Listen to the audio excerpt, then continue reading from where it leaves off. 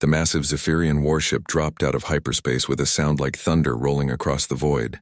Commander Thex von Kai stood on the bridge, his forearms crossed behind his back as he watched the blue and green world grow larger on the main screen. His scaled skin gleamed under the ship's lights and his yellow eyes narrowed as he studied his target. Third planet from their star, reported his second-in-command, Lieutenant Vextal. The inhabitants call it Earth. Population approximately 8 billion. Technology level is primitive. Thexavon nodded slowly. This would be conquest number 48 for the Zephyrian Empire. The routine was always the same.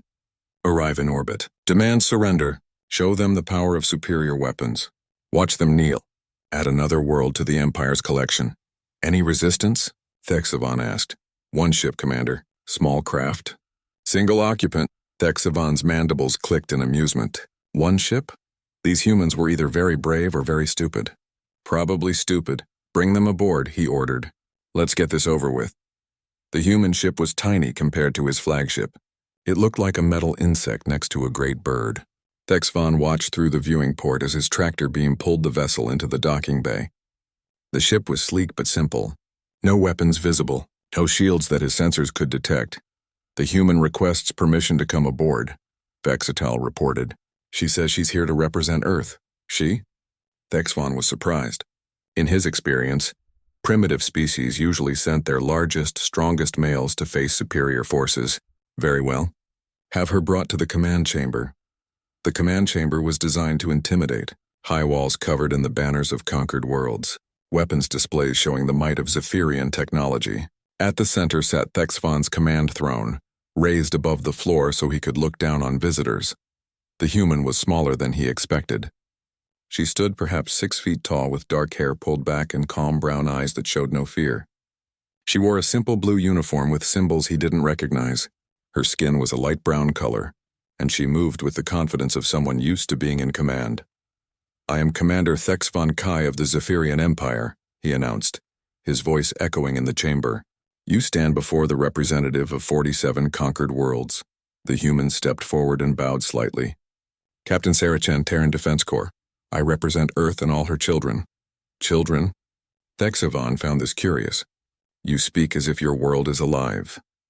In every way that matters she is, Chen replied simply. Thexavon gestured to the banners around them. You see the fate of those who resist the Empire. Your world will join these others or it will burn. The choice is yours. Chen looked around the chamber without fear. Her eyes moved from banner to banner, studying each one carefully. Impressive collection, she said. How many people live on these worlds now? The question caught Thexavon off guard. What does that matter? I'm curious about your methods. Do you rule these worlds directly? Move your people there. Or do you simply take what you want and leave? Thexavon's tail lashed with irritation. This was not how these meetings usually went. Primitives were supposed to be afraid, to beg for mercy, to offer tribute. They weren't supposed to ask questions. The Empire takes what it needs, he said. Resources, labor, strategic positions. The inhabitants serve the Empire or they are removed. Chen nodded thoughtfully. And your people? Do they call these worlds home? Home? Thexavon was genuinely confused now. Home is where the Empire is strong. We go where we are needed. I see. Chen's voice remained calm and steady. That's very different from how humans think about home. Following the ancient protocols of conquest, Thexavon reached for the ceremonial blade at his side. The sword was older than human civilization, forged from metals taken from the first world the Zephyrians had conquered. Its edge gleamed with a blue light that came from technology these humans couldn't possibly understand. This blade has been drawn on 47 worlds, he said, pulling the weapon from its sheath. The metal sang as it cleared the scabbard, a high, pure note that filled the chamber. It represents the power of the Empire and the fate of those who oppose us. Chen watched the blade with interest but no fear. The light played across her face, but her expression never changed. When the sword was fully drawn, she did something unexpected. She rolled up her left sleeve. Thexavon stared at her arm. There on her forearm was an image burned into her skin. It showed a blue and green sphere floating in black space. Below it were numbers in precise, neat rows. What is this? He demanded. Earth, Chen said simply, and the coordinates to find her. Thexavon lowered his sword slightly. You mark your body with pictures of your world? This tattoo has been with me for 15 years, Chen explained. I got it the day I left Earth for my first deep space assignment. Every human who travels beyond our solar system carries something like this. Some have tattoos. Others wear jewelry. Some carry pictures or small bags of soil. Soil? Thex Von couldn't hide his confusion. Dirt from Earth, plants from our gardens, water from our oceans. Chen's voice grew warmer as she spoke. We carry pieces of home with us wherever we go. Thexavon had conquered 47 worlds, but he had never encountered anything like this. The primitives usually showed him their weapons or their wealth. They tried to impress him with their technology or their art. None had ever shown him a picture of their planet burned into their skin. Why? He asked. Chen looked directly into his eyes. Because no matter how far we travel, no matter what wonders we find among the stars, Earth is where we came from. She's where our story began. Every human carries her with them because she's not just our world. She's our mother. The word hit Thexvon like a physical blow. Mother. The Zephyrians had a concept like this, but they applied it to the Empire, not to any single world. The Empire was eternal, growing, conquering. Worlds were temporary things, useful until their resources were gone. You worship your planet? He asked. We love her, Chen corrected. The way a child loves the mother who gave them life. Thexvon looked at his blade, then at the small human standing before him. She wasn't afraid of his weapon or his threats. She wasn't trying to negotiate or buy time. She was simply sharing something that seemed important to her. For the first time in his career, Thexavon wasn't sure what to do next. Tell me more about this, love, he said, his voice quieter than before. Chen smiled, and for the first time since she'd come aboard, she looked completely relaxed. Commander, she said, I'd be happy to. Chen walked to the large viewing window that showed Earth hanging in space below them. The planet turned slowly, showing the familiar patterns of continents and oceans that every human knew by heart. See those lights on the dark side? She asked, pointing to the scattered glow of cities. Every one of those represents millions of people. But here's what might surprise you, Commander. Most of them have never left Earth. Thexvon joined her at the window, his sword still in his hand but forgotten for the moment. Your species lacks the courage to explore? Chen shook her head. Just the opposite. We explored so much that we learned something important. No matter how far you go, you always need a place to come back to. She touched the glass with her fingertips. 300 years ago, humans first left Earth. We went to our moon, then to Mars, then to the outer planets. Every step of the way, we looked back. The farther we went, the more beautiful Earth looked. But you continued to expand, Thexvon observed. My scouts report human settlements on dozens of worlds. We did expand, Chen agreed. But not the way your empire does. We don't conquer worlds and strip them bare. We plant gardens. The alien commander's tail curled in confusion. Gardens? Every human colony starts the same way, Chen explained. The first thing we do is plant earth seeds in alien soil. We bring roses and wheat and apple trees. We bring rabbits and butterflies and songbirds. We don't just take a world and make it serve us. We take a piece of Earth and help it grow in a new place. Chen pulled out a small device and activated a holographic display. Images appeared in the air between them. Thexvon saw human settlements on various worlds, but they looked nothing like the conquered territories he knew. This is New Terra, Chen said, showing him a city built around a vast park. The entire city center is an earth garden. Every person who lives there can walk among oak trees and hear birds singing. The next image showed a space station. This is Waypoint 7, our furthest outpost. Look there. She pointed to a section of the station that glowed with soft light. Hydroponics bays growing earth plants. The crew tends them every day. Why? Thexvon asked. Surely you have more efficient food sources. It's not about efficiency, Chen said softly. It's about remembering who we are. She changed the display to show the inside of a spacecraft. In the captain's quarters, Thexvon could see small pots with green plants growing under artificial lights. This is Captain Martinez on the exploration ship Discovery. She's been in space for 3 years, mapping new systems. But every morning she waters her tomato plants and thinks about her grandmother's garden back on Earth. The images kept coming. Families on distant worlds teaching their children to recognize Earth animals from picture books. Miners on asteroid stations growing flowers in tiny gardens. Soldiers on the frontier carrying packets of Earth seeds in their pockets. Every human who leaves Earth takes her with them, Chen continued. Not just in pictures or memories, but in living things. Plants that breathe the same air our ancestors breathed. Animals whose families came from Earth forests and Earth oceans.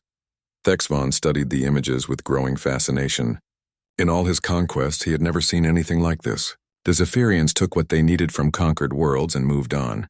They had never tried to bring pieces of their homeworld with them. Do these colonies serve the Empire? I mean, Earth? He asked. Chen smiled at his slip. They serve themselves. Each colony is independent. They make their own decisions, choose their own leaders, build their own futures. But they're all connected. Connected how? By choice, Chen said simply. Every human colony could cut all ties with Earth tomorrow. They have their own ships, their own resources, their own technology, but they don't want to. They stay connected because Earth is where they came from. She brought up a new image showing a communication array. This is the Homeward Network. Every human settlement, no matter how distant, maintains contact with Earth. Not for orders or commands, but for news. They want to know how Earth's seasons are changing. They want to hear about new discoveries in Earth's oceans. They want to see pictures of Earth's children taking their first steps. Thexvon lowered his sword completely. Your colonies don't pay tribute? They don't have to, Chen replied. But they choose to send gifts. Art made with techniques learned on distant worlds but inspired by Earth memories. Music that blends Earth instruments with alien sounds. Stories about humans finding their way home across impossible distances. The commander was quiet for a long moment, processing this information. In my empire, colonies serve because they must. They obey because they fear punishment. And if that fear was removed, Thexvon's mandibles clicked nervously. They would rebel. Declare independence. Fight against us. Exactly, Chen said. Because you rule them, but you're not their home. She turned back to the window, looking down at Earth. Every human out there among the stars could build a new life on a new world and never think about Earth again. But they don't. They look up at the stars at night and try to figure out which direction leads home. Even those born on other worlds? Especially those, Chen said. Children born on Mars dream of seeing Earth's blue skies.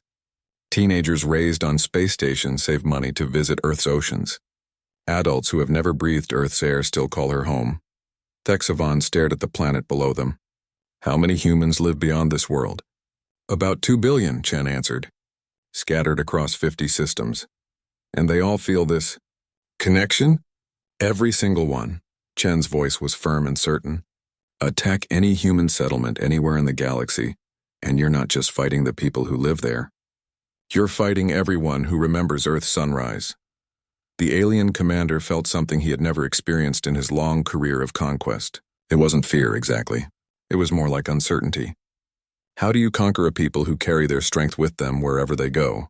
Your tattoo, he said, looking at the image on her arm. The coordinates. What are they for? Chen rolled her sleeve back down. The exact location of Earth's solar system. Every human who travels in deep space has them somewhere on their body. Tattooed, carved, burned, or branded. If we ever get lost, if our computers fail, if we forget everything else, we can still find our way home. Thexvon raised his sword again, but this time it felt different in his hands. Heavier, less certain. You're telling me that your strength comes from attachment to a single world? I'm telling you that our strength is that single world, Chen replied. And we carry her with us everywhere we go. Thexvon paced across the command chamber, his sword still drawn but held loosely at his side. You speak of attachment and gardens, Captain Chen, but what of war? What happens when your scattered colonies face a real threat? Chen remained calm, watching the commander move back and forth like a caged predator. What kind of threat, Commander? Pirates, raiders, hostile aliens. Thexvon gestured with his free hand toward the viewing screen. The galaxy is not a peaceful place. How does your love for a distant world help when enemies come with guns and bombs? Let me tell you about the Kepler-7 incident, Chen said quietly. Thexvon stopped pacing. His intelligence files mentioned Kepler-7, but only as a minor skirmish in some remote system. 5 years ago, Chen began. A human mining colony on Kepler-7 came under attack. The Ravagers found them. Do you know the Ravagers, Commander? Thexvon nodded grimly.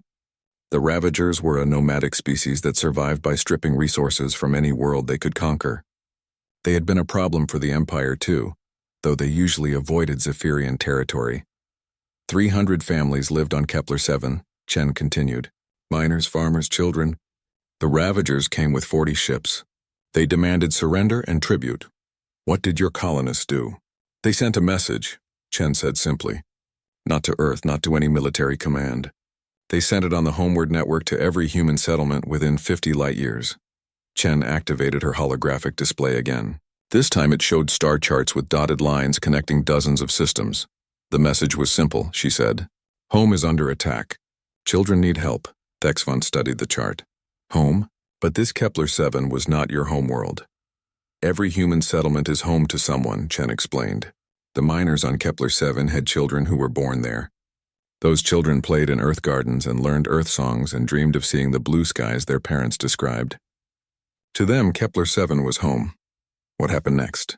Chen touched the display, and the chart came alive with moving dots representing spacecraft. Ships came from everywhere. Merchant vessels, exploration ships, passenger liners, cargo haulers, anything that could carry weapons or people. Thexvon watched in fascination as dozens of ships converged on the Kepler-7 system.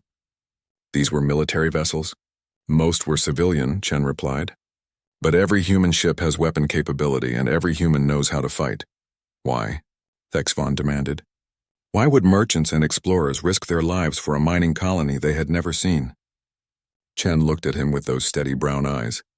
Because the children of Kepler-7 were Earth's children too. Because the gardens on that world grew Earth plants under an alien sun. Because when someone threatens any human home, they threaten all human homes. The display showed the battle that followed. 40 Ravager ships against nearly 100 human vessels of various sizes and types. The Ravagers expected an easy victory, Chen said. They had more firepower, better armor, superior numbers of military craft. What they didn't expect was facing people who weren't fighting for territory or resources. What were they fighting for? The right to go home, Chen said simply. Every human in that battle knew that if Kepler-7 fell, if its Earth gardens were burned and its Earth children were enslaved, then no human home anywhere would be safe. Thexvon studied the tactical display. The human fleet should have been destroyed quickly. Civilian ships were no match for Ravager warships. But the battle had lasted for 3 days. How did they win? They didn't fight like an army, Chen explained. They fought like a family protecting their children. The merchant ships used their cargo holds as missile platforms. The passenger liners became troop transports and medical ships. The cargo haulers rammed Ravager vessels to clear paths for smaller ships. She highlighted one ship on the display. This was the Earth Rose, a luxury liner carrying tourists to see the nebulae near Vega. When they received the call for help, they immediately changed course for Kepler-7. They had no weapons, so they loaded their cargo bays with rocks and used them as kinetic projectiles. Another ship appeared highlighted, the Terra Nova, an agricultural transport carrying Earth seeds to a new colony. They used their hydroponic bays as manufacturing centers to build improvised weapons for the other ships. Thexvon was beginning to understand something that disturbed him. These people had no military training? Some did, Chen admitted. But most were just humans who heard that home was in danger. A chef from the luxury liner became a gunner. A farmer from the agricultural ship became a tactical coordinator. Children barely old enough to fly became courier pilots. And they defeated the Ravagers? They destroyed 37 of the 40 Ravager ships, Chen said quietly. The remaining 3 fled the system and never returned. Thexvon felt his tail lash involuntarily. 40 ships had been more than enough to threaten some of his own border worlds. What were your casualties? 63 ships lost.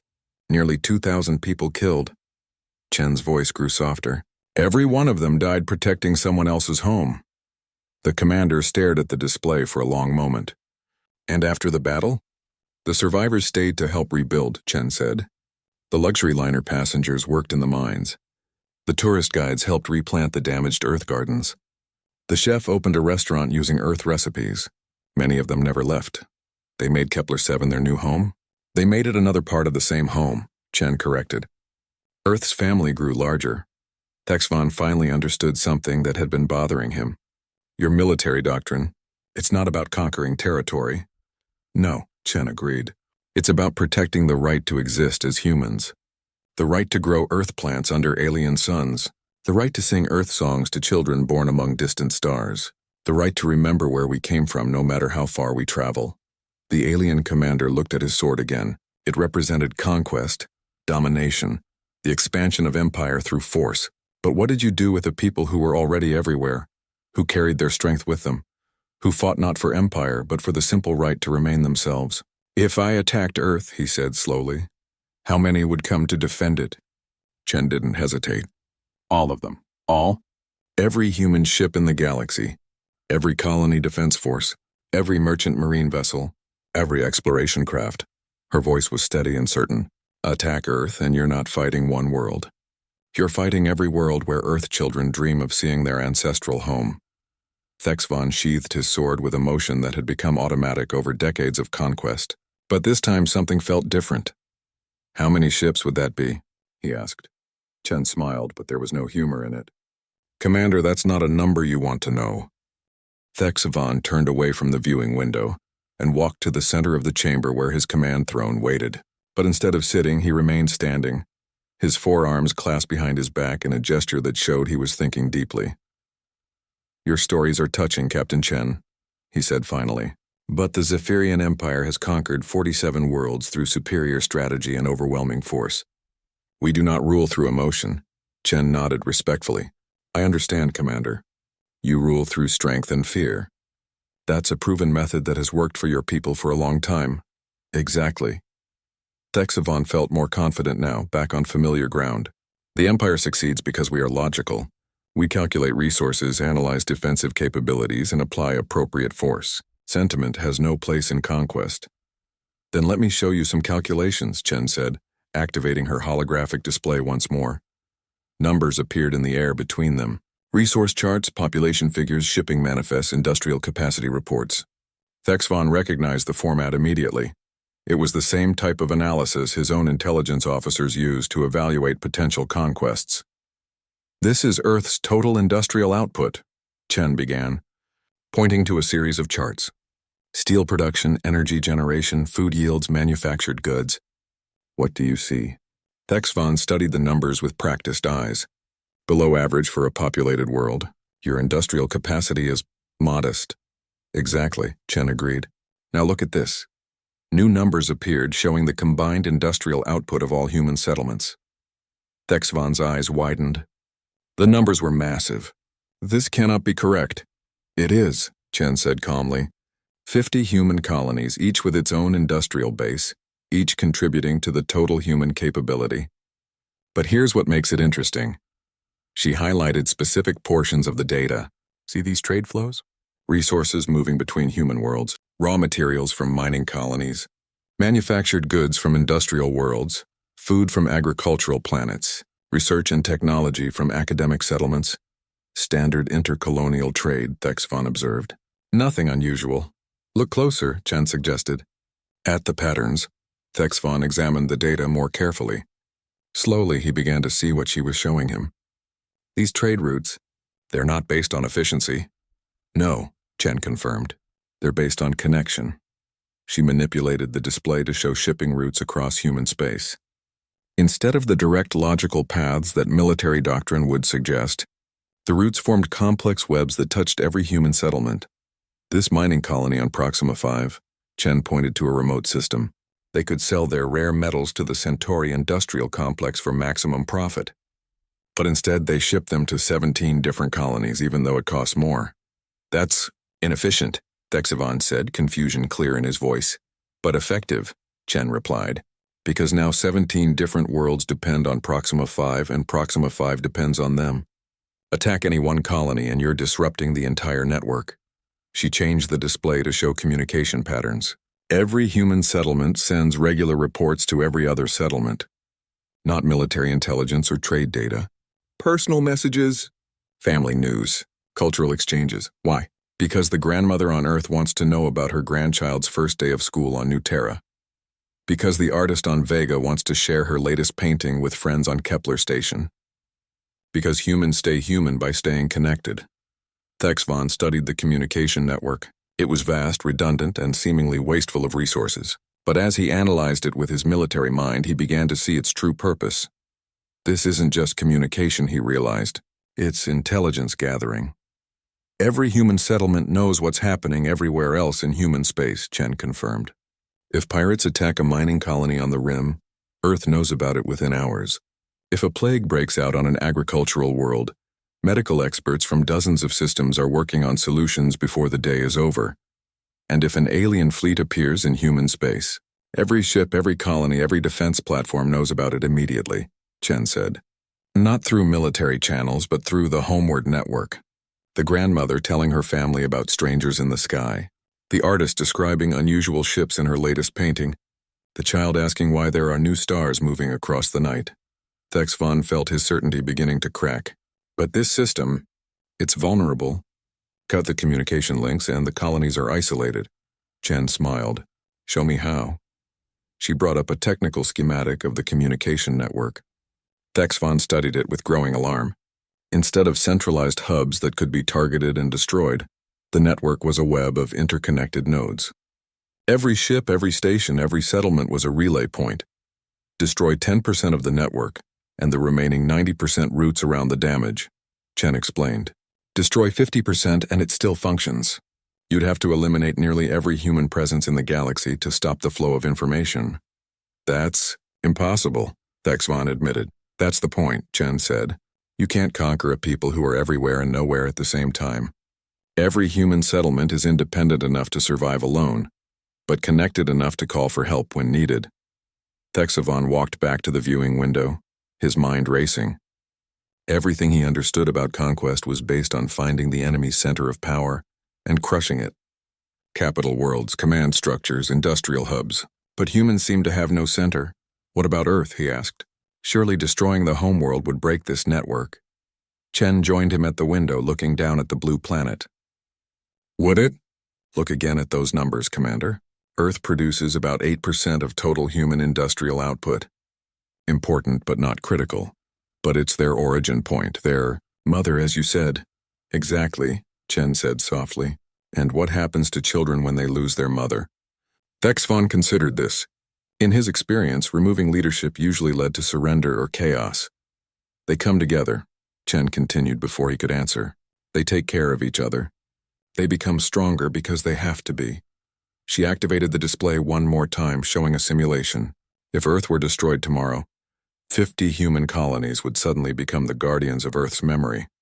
Every Earth garden would become sacred. Every Earth song would be preserved. Every Earth story would be told and retold until it became legend. The simulation showed resource flows redirecting, communication patterns adapting, defensive networks strengthening. You wouldn't be destroying human civilization, Chen said. You'd be making it immortal. Thex Von stared at the simulation in silence. His sword hung at his side, forgotten again. In 47 conquests, he had never encountered anything like this. An enemy that grew stronger when attacked. A people who turned loss into legend and grief into determination. Your empire conquers worlds, Chen said quietly. But humans don't live on worlds. We live in the connections between them. Destroy the worlds and the connections remain. The memories. The stories. The promise to carry Earth with us wherever we go. Then how, Thex Von asked slowly. Does one conquer the unconquerable? Chen looked at him with those steady brown eyes. Commander, that's not the question you should be asking. What question should I be asking? Why would you want to? The question hung in the air between them like a challenge. Thex Von found himself gripping his sword's handle tighter, not from aggression but from uncertainty. In all his years of conquest, no one had ever asked him why he wanted to conquer them. The empire expands because expansion is strength, he said, reciting doctrine that had been drilled into him since childhood. We bring order to chaos. We unite scattered worlds under one rule. And what has that brought you? Chen asked gently. Thex Von gestured toward the banners hanging around the chamber. 47 worlds. Billions of subjects. Resources beyond measure. But are you happy, Commander? The question hit him like a physical blow. Happy? What did happiness have to do with conquest? He was successful. He was powerful. He was feared across half the galaxy. Happiness was not relevant. I don't understand the question, he said. Chen walked to one of the banners, studying the alien symbols woven into its fabric. This world here. What was it called before you conquered it? Designation 23 Alpha, Thex Von replied automatically. No, Chen said patiently. What did its people call it? Thex Von paused. He honestly didn't know. His briefings had covered strategic value, defensive capabilities, resource assessments. The local name had never seemed important. It's not in my files. And the people who lived there? Where are they now? Relocated to industrial zones where their labor could be used efficiently. Do they ever see their families? When work schedules permit, Chen moved to another banner. And this world? Mining Colony 15 Beta. Rich in rare metals essential for our fleet construction. Was it beautiful before you strip-mined it? Again, Thexvon found himself without an answer. Beauty was not a strategic consideration. Chen returned to the viewing window, looking down at Earth. Do you know what humans call beautiful, Commander? I assume you'll tell me. Home, she said simply. Children laughing in Earth gardens. Old people telling stories about the way things used to be. Young couples planting trees they'll never see fully grown because they know their grandchildren will play in their shade. She touched the glass again. Every human world is beautiful because we make it beautiful. We don't just take what we need. We give something back. Thexvon joined her at the window, staring down at the planet that had sparked this strange conversation. What do you give back? Love, Chen said. Care. The promise that this place matters not just for what it can provide, but for what it means to the people who call it home. That's inefficient. Maybe, Chen agreed. But it's sustainable. Our colonies don't rebel because they're not slaves. They don't require constant military presence because they want to be part of something larger than themselves. She turned to face him directly. Tell me, Commander, how many troops do you have stationed on your conquered worlds? Thexvon calculated quickly. Approximately 12% of our total military force is committed to occupation duties. And if you removed those troops? Revolution, chaos, loss of the worlds within a year. Exactly, Chen said. Your empire requires constant force to maintain itself, but human space grows stronger every year without any central authority at all. How is that possible? Because we're not an empire, Chen explained. We're a family, and families stay together by choice, not by force. Thexvon was quiet for a long moment, processing this concept. But families fight. They disagree. They compete. Of course they do, Chen laughed. Human colonies have disputes all the time. Trade disagreements, territorial conflicts, political arguments. But when outsiders threaten any member of the family, those disagreements disappear, like at Kepler 7. Exactly like Kepler 7, the mining colony there had been having a bitter dispute with the agricultural world of Terra Verde. Something about shipping contracts and grain prices. But when the Ravagers attacked, Terra Verde sent 3 cargo ships full of volunteers to help fight. Thexvon shook his head slowly. This makes no strategic sense. It makes perfect human sense, Chen replied. Terra Verde didn't send those ships because they liked the miners on Kepler 7. They sent them because they understood that an attack on any human home was an attack on all human homes. And now? Now Kepler 7 and Terra Verde are closer than ever. The miners send rare metals to help Terra Verde expand their greenhouses. The farmers send fresh food to help the miners rebuild their communities. The children from both worlds exchange letters and drawings. Chen activated her display one final time, showing not battle plans or resource charts but something else entirely. Pictures, thousands of them, families gathered around dinner tables, children playing in gardens, old people sitting in comfortable chairs telling stories, young adults dancing at festivals, workers taking pride in their crafts. This is what you'd be conquering, Commander, she said softly. Not just worlds or resources or strategic positions, you'd be destroying love. Thexvon stared at the images. In all his conquests, he had never seen anything like this. The faces in the pictures were happy, content. They belonged somewhere and with someone.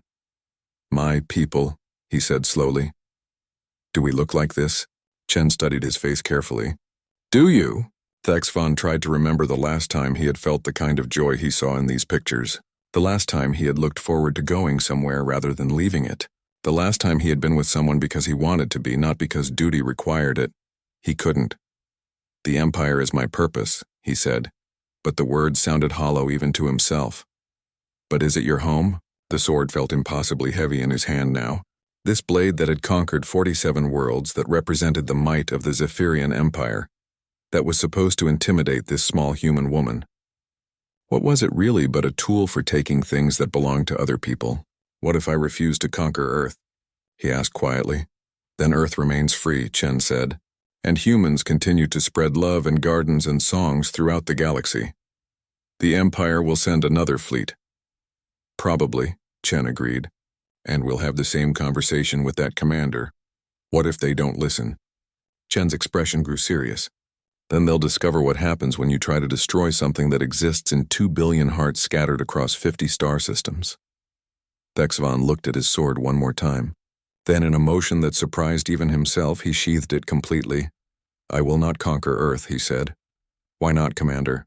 Thexvon looked down at the planet below them, seeing it not as a target but as a home to billions of people who loved it.